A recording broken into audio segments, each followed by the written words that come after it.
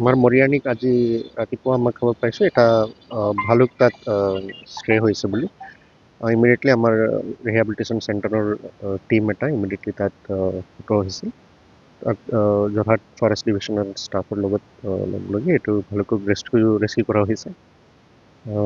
health wise এইটো ঠিকেই আছে ডক্টৰ এছেছ কৰিছে আৰু এক্টিভ আছে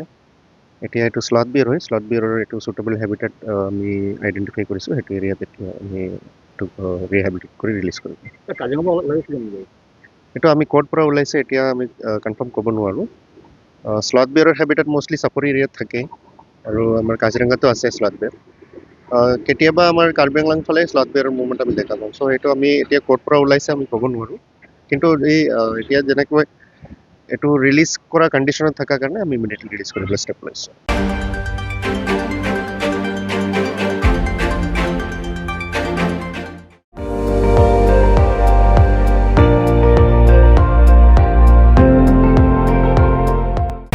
আপুনি চাই আছে ND24 সৰ্বশ্ৰেষ্ঠ নহয় সৰ্বোত্তমৰ দৌৰত